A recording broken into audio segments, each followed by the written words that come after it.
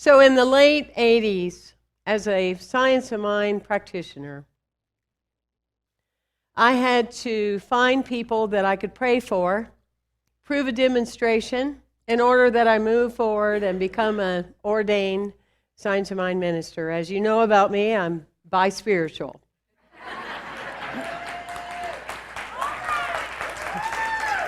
Now that we've cleared that, so a friend of mine was moving to Rockland, Maine, and this is one of my favorite stories in my heart, all true. So she's moving to Rockland, Maine. She had been a paralegal, and she said, I've decided that when I move to Rockland, I get settled in, I want to be a music teacher. I said, we got this. We'll have students and kids lined up all the way around the corner, no problem. She said, well, I don't have a piano. I said, well, that would help. She said, well, that's what I want. I want you to treat and pray for me to have a piano. I said, wonderful. You'll pay attention. You'll be driving down the road, down Main Street there in Rockland, and there'll be a big clearance sale piano, and it's all yours. She said, you're not getting it. I don't want to pay for it. I said, okay. And she said, and I want a Steinway Grand. Right, that's what I said. So prayers were happening, and I'm sure by other people too.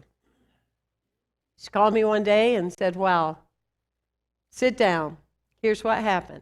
She said, in Rockland, Maine, we have 4 programs a year in the concert hall. My aunt bought me the season tickets. We were there.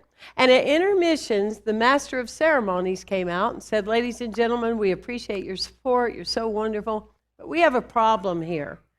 We have a Steinway Grand that we do not have a place to store for the other 361 days of the year. Do you know anybody that would be interested in that? She almost jumped on people and went, that would be me. And we'll move it to you back and forth, and we'll tune it every time.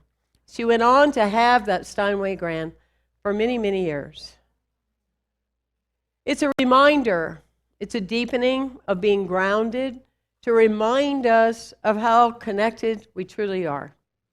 That we set a vision ahead. But the key with being a visionary is your vision must be larger than the current you that you are.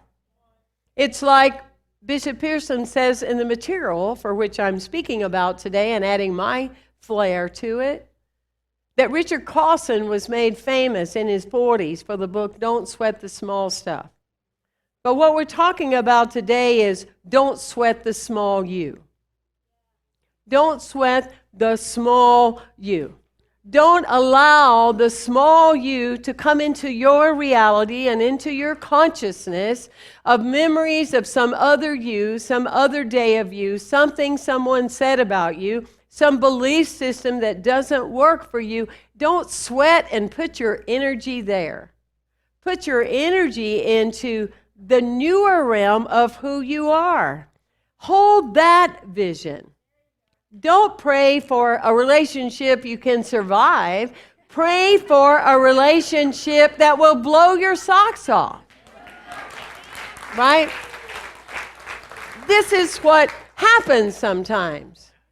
Having been 32 years in sobriety, my vision was I would never notice that I missed anything except all the years of what I missed when I was drinking. I never thought it would be hard. I never thought I'd have to give up something. What I thought about is what I would gain from being totally alive. When the story says,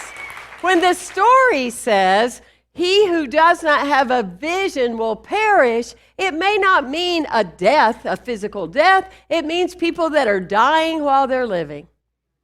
If you lack energy, it's because you lack vision. If you lack joy, it's because you lack vision. It's like having a blank check that you never cash. You see.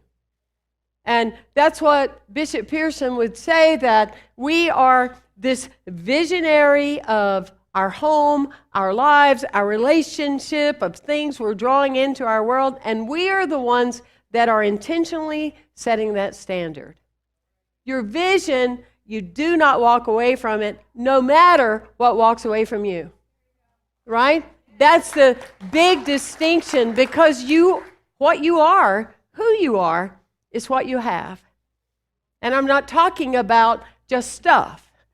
I'm talking about what you have, a heart that is awakened, a joy that you don't even get to use it all in a 24-hour period, a consciousness of energy, and a life force that is being willing to be used up all the time.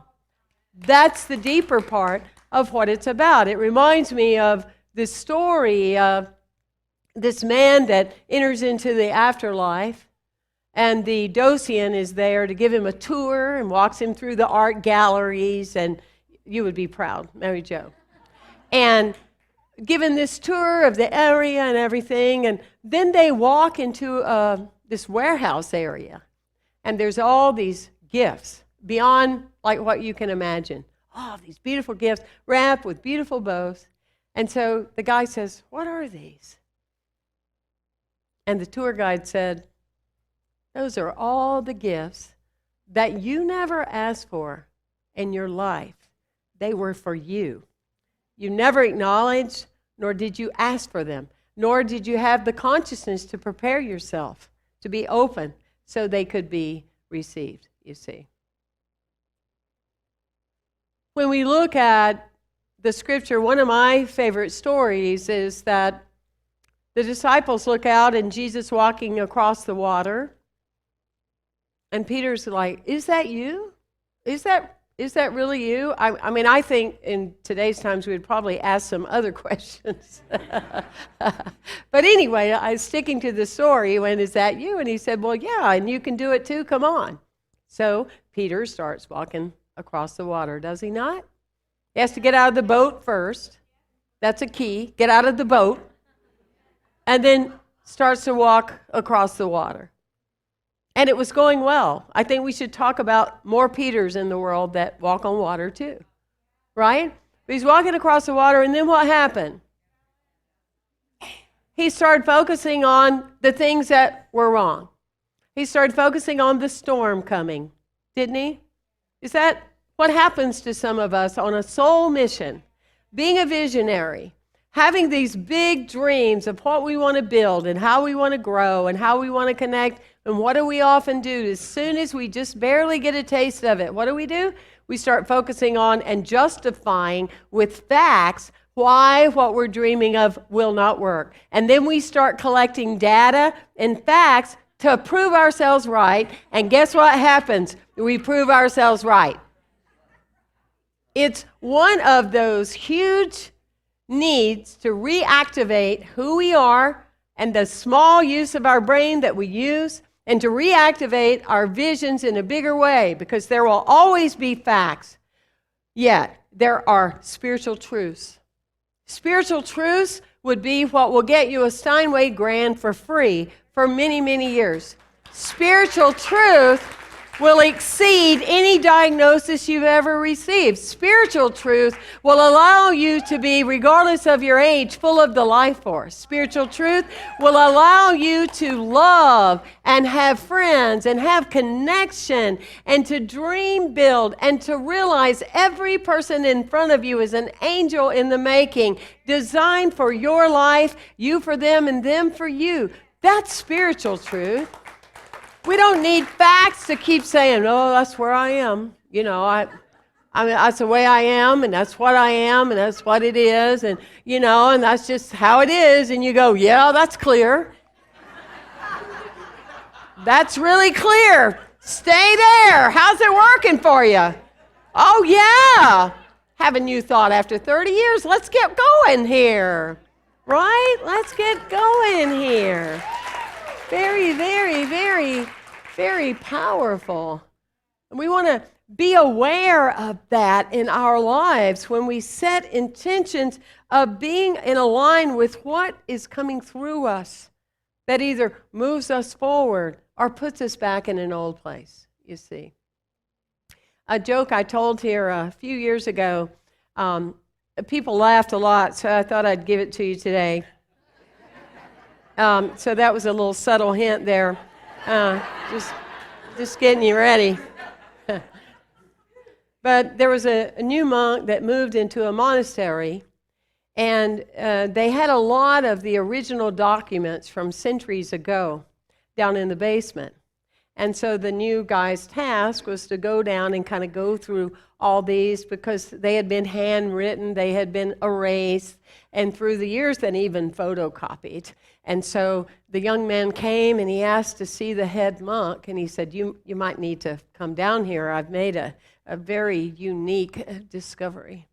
And so the elder monk goes down, and he's gone a long time, and they keep wondering, like, when's he going to come back? Well, when he comes back, he's crying. They went, my goodness, what did you discover? And he said, we discovered in the original papers that it said celebrate, not celibate.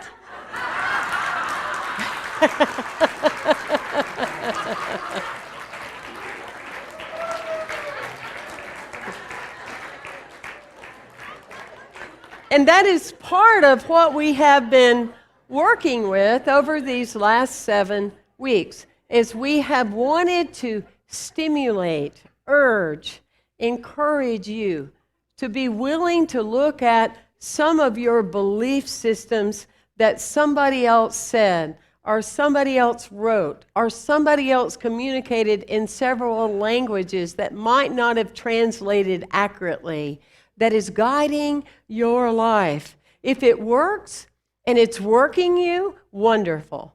If it's not, let it go. Celebrate. Let it go. Energize. Because the spirit of law and the law of spirit is one that encourages you, that lifts you, that inspires you. There's no permanent growth that comes from shame, guilt, and fear. No permanent growth. You might have a moment, you might have a aha, and then go to happy hour, but it's not permanent. It's not permanent.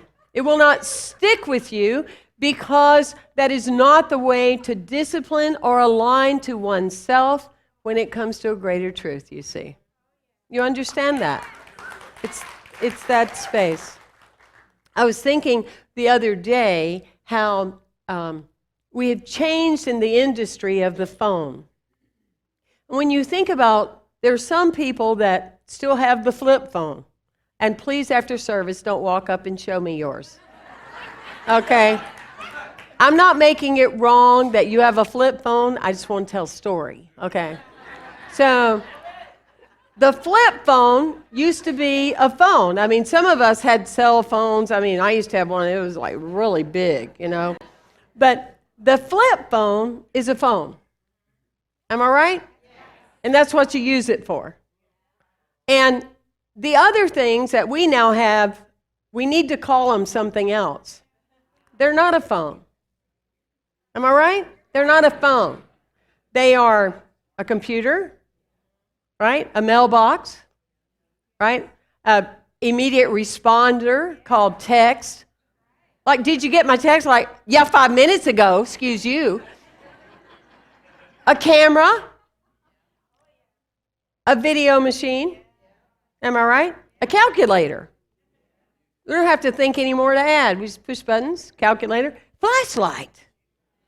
I mean, you can use, that is not a phone. It's doing it such a disservice, right? But the people that have the flip phone and the people that have this new whatever it is, they don't get the same downloads. They don't have the same connection because they don't have the upgrade that you need in order to receive that. And to me, that's what I feel is part of what I'm here to do, first of all, for myself, but for all of you, is to remind you that in 2019, there is a new model version that we call our Spirit and our Creator. And it won't work on the old ideas that you flipped out over. The word church is not the same word. Spiritual leadership is not that same understanding. And if you get the upgrade, then you get all the benefits to be in real time in the power of now in your life, you see. And you are here to upgrade. You are here to transform. You are here to enlighten. You are here to affect the lives of children, not by what you say, but how they see you live. You are here to be greater than anything that you have imagined, but you got to let the upgrade come in, you see, for your life. And that power and that essence. Thank you for being here today. Thank you. Thank you. Thank you.